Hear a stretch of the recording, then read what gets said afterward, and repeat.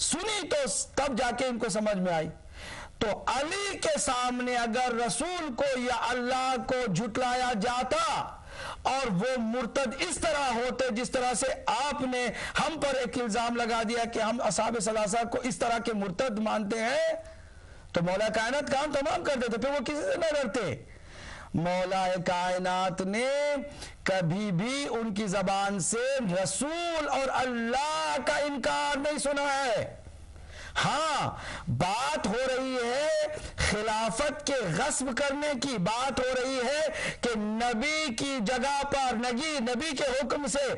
علی کا جو حق بن رہا تھا وہ حق ضائع کیا گیا، اس حق کو پامال کیا گیا، غصب کیا گیا. تمام شیعہ اس پہلے دن سے علی علیہ السلام کی اس مظلومیت کے احتجاج میں لگے ہوئے، قیامت تک بھی یہ سلسلہ جاری رہے گا جب تک کہ اسی علی کا آخری فرزند کائنات میں عدل و انصاف کی حکومت قائم نہ کر دے. یہ تو ایک ایسی حقیقت ہے جس کا کوئی انکار نہیں کر سکتا ہے. لیکن تہمت لگا دی کہ یہ مرتد کہتے ہیں، کسی نے کہا نہیں ہے، کسی نے نہیں کہا ہے، ہرگز نہیں کہا. غاصب ہونا یا رسول اللہ کے اس فرمان پر عمل نہ کرنا اور علی کے ساتھ جو زیادتی ہوئی اس بنیاد پر ہم دوسری وہ باتیں کرتے ہیں کہ جو حق ہے. یہ کبھی نہیں کہتے کہ وہ ظاہری طور پر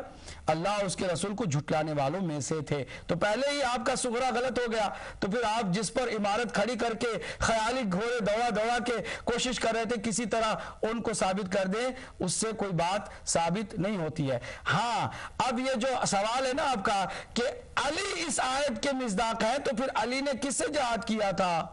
ایک مسئلہ یہ بھی ہے کہ علی نے تو جہاد نہیں کیا. کیوں نہیں؟ آپ تاریخ میں پڑھیں، مولا کائنات جیسے خلافت پر آئے جتنے بھی منافق تھے، جتنے بھی اندر سے کفر اور شرک کے اس خطرناک مرض میں مبتلا تھے، ان مرتدین کو، قاسطین، مارقین، ان کے مقابل میں حضرت علی علیہ السلام نے جہاد بھی کیا. لہذا یہ پانچوں صفات جو ہے مولا کائنات کے لیے، اور جہاد کرتے ہوئے کبھی اس بات کی پرواہ نہیں کی، کیونکہ کچھ لوگ بڑے نام نہاد صحابی تھے جن کو آج بھی بعض لوگ عشر مبشرہ کی اس ایک ضعیف اور جعلی حدیث سے کور کیے ہوئے ہیں، ان کے مقابل میں بھی کھڑے ہوئے تھے. عجیب بات ہے ناظرین، ایک جملہ کہہ کے نا پھر وہ جو نہج البلاغہ سے بھی کوشش کی گئی کہ مولا علی نے کہا کہ اللہ کی مرضی تھی کہ میں بیعت کروں، اس لیے میں نے بیعت کر لی تھی حضرت ابوبکر کی. وہ اپنی طرف سے انہوں نے جو معنی بتائے انشاءاللہ اس کی طرف ہم جائیں گے اور مولانا سے سنیں گے نہج البلاغہ کا جو حوالہ دیا گیا. لیکن یہاں میں آپ کو بات بتانے جا رہا ہوں ڈبل سٹینڈرڈ کی، اس کو بھی غور کیجئے گا. میں اس جگہ پر کسی ایک خاص مسلک کے افراد سے مخاطب نہیں ہوں، عقل مندوں سے، خرد مندوں سے، بصیرت والوں سے، شعور رکھنے والوں سے، عقل و خرد سے واسطہ رکھنے والوں سے میں خطاب کر رہا ہوں کہ ذرا دیکھیے کہ کیا یہ ڈبل سٹینڈرڈ نہیں ہے کہ اگر حضرت ابوبکر کی خلافت کے خلاف کوئی آ جائے تو اسے تو فوراً مرتد قرار دے دیا جاتا ہے، پھر کوئی اختلاف بھی نہیں ہوتا. حتیٰ کہ جو مظلوم بیچارہ مسلمان، نمازوں کی پابندی کرنے والا، رسول کی اطاعت کرنے والا حضرت مالک بن نویرہ جو صحابی رسول ہے، رسول اللہ کے زمانے میں جو عہدے پر فائز تھے، خزانے دار تھے، خزانچی تھے، ان کو بھی قتل کر دیا جاتا ہے. ایک چیز کیا کہ خلیفہ وقت کے خلاف جو اٹھے نا وہ مرتد ہے، کسی کو شک نہیں ہوتا ان کے مرتد ہونے میں. حضرت عمر کے زمانے میں بھی جو حضرت عمر کے خلاف اٹھے اس کو مرتد کہہ کے، اس کو مار کے، باغی کہہ کے ختم کر دیا جاتا تھا، کسی کو کوئی پرابلم بھی نہیں ہوتی تھی، کسی نے کسی پر بھی اختلاف نہیں کیا ہے. حضرت عثمان کے زمانے میں تو عجیب و غریب حالات گزرے ہیں، میں ان حالات کی طرف جانا نہیں چاہتا.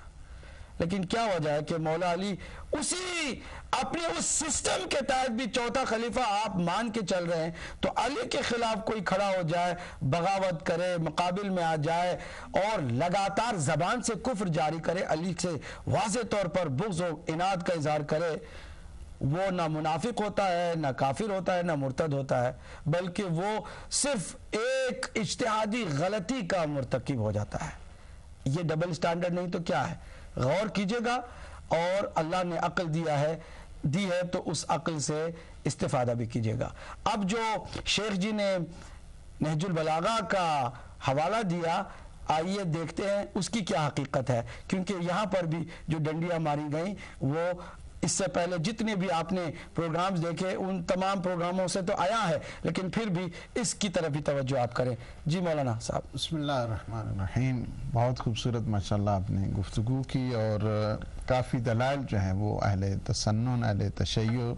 ماشاءاللہ دلائل جو ہے نا آپ نے بڑے غور سے سنے ہیں۔ اور ایک اور جو وہی سلسلہ ہمیشہ یہی ہوتا ہے کہ مغالطات کا جو ہے لوگوں کو کنفیوز کرنے کا، اور یہ بات ایک یاد رکھیں کہ پوری کی پوری صحابیت کو 2-3 فرد میں جو ہے منحصر نہیں ہو گئی ہے، اور یہی بات ہوتی ہے، یعنی پورے کی پوری یہی سمجھتے ہیں کہ ساری جو ہے صحابیت اگر ایک دو اس کے مثلا یہ بتا دیا جائے کہ فلاں جگہ پہ جو ہے نا وہ بے محل تھی باتیں اور گفتگو ٹھیک نہیں تھی، تو اس کا مطلب یہ نہیں ہے کہ صحابیت کو کوئی خدشہ وارد ہو گیا ہے، یا مثلا اگر اہل تشیع یہ کہیں کہ فلاں جو ہے نا عادل تھا فلاں عادل نہیں تھا،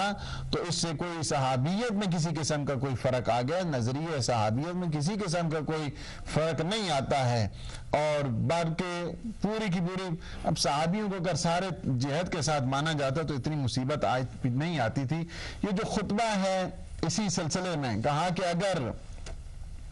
جو ہے مرتد، یہ بذات خود جو ہے نا وہ توہین ہے خود خلفائے ثلاثہ کی، کہ جنہیں اس طرح کہا جائے کہ وہ مرتد ہو گئے یا اس قسم کی جو چیزیں، اس طرح انہیں نہیں کہنا چاہیے تھا، چونکہ یہ جو ہے نا نعوذ باللہ اور مصلحت نہیں بلکہ اس کو انہوں نے ایک جو ایگریسو پہلو میں لے کر اور اس کو بڑی جو ہے زور لگا کر اس بات کو ثابت کرنے کی جو کوشش کی گئی ہے کہ اگر وہ مرتد ہو، بات یہ نہیں ہے یہاں پہ کسی نے نہیں کہا ہے، نہ اہل تشیع کو کہتے ہیں کہ نعوذ باللہ جو ہے نا وہ خلفائے ثلاثہ جو ہے نا وہ مرتد ہو گئے تھے، ایسی بات نہیں ہے کہ اس کے بعد پہ جو ہے نا وہ اگر مرتد ہو گئے تھے کیوں ان کی مشیر بنے تھے، مشیر کی تو مشاورتی تو کونسل آپ نے پہلے دیکھ لیا اس سے پہلے پروگرامز میں کہ وہ کس طرح جو ہے نا ان کے مشورے تھے، اور جہاں تک جو ہے نا ایک اور نیا وہ سلسلہ بنا کہ وہاں پہ یہ جو ہے نا علی کے ان کے ہاتھ پہ، اصل میں جو ہے نا وہ مولا علی کی اس امامت کو یا خلافت کو ابھی تک وہ سمجھے بھی نہیں ہے کہ اصل میں جو ہے نا وہ کیا ہوتی ہے۔ اور پھر جب اہانت آمیز جب انسان کے لہجے آ جاتے ہیں کہ یہ جو جتنے بھی تیر چلیں گے یہ سارے کے سارے امام علی کو لگیں گے، نہیں، کوئی امام علی نہیں، سارے منافقین نے بڑی کوشش کی ہے تیر مارنے کی، کسی منافق کا تیر جو ہے نا وہ نہیں چلتا ہے علی ابن ابی طالب پر۔ یہ توہین آمیز جو ہیں الفاظ ہیں خلفاء کے سلسلے میں، یا اس کو جو ہے نا اہانت کہا جائے یہ جو ہے نا وہ امامت کے سلسلے میں، ایسی بات جو ہے نا وہ نہیں ہے۔ جہاں تک خطبے کا حوالہ دیا گیا، میں آپ کو اس کا سیاق اور سباق بتا کے خطبے کی ابتدا بھی بتاتا ہوں، انتہا بھی بتاتا ہوں کہ یہ خطبہ جو ہے نا وہ جنگ نہروان کے بعد کا دیا ہوا خطبہ ہے، یہ مولا امیر المومنین کا، یہ اس دور کا نہیں ہے کہ جو وہ کہتے ہیں کہ پہلی بات تو اس کی یہ آپ کو بتا دیں کہ یہ خطبہ بذات خود نہ فقط ایک بلکہ اہل سنت کی کتب میں بھی جو ہے نا اس خطبے یہ جو ان کے مصادر میں بھی یہ خطبہ جو ہے نا وہ ملتا ہے، اور اس کو اگر دیکھنا چاہیں کہ المحاسن جو بہقی کی ہے اس میں بھی ہے، اعجاز القرآن جو باقلانی کی ہے اس میں بھی ہے، العقد الفرید اس کی جو ہے اس کی پہلی جلد کے صفحہ نمبر 207 پہ بھی یہ خطبہ موجود ہے۔ تو یہ خطبہ تو باہر کیف ہے سارے اہل سنت اہل شیعہ کی کتب میں۔ سب سے پہلے جو یہ خطبہ ہے اس میں امام علیہ السلام امام شناسی کے متعلق ہے یہ خطبہ، نمبر 1 پوائنٹ جو اس میں ہے۔ نمبر 2 جو ہے امام علیہ السلام نے اپنے جو وہ ثواب کہیں، یعنی میں جو سب سے پہلے ہی ایمان لے کے آیا پیغمبر اسلام پر، اور اللہ سبحانہ و تعالی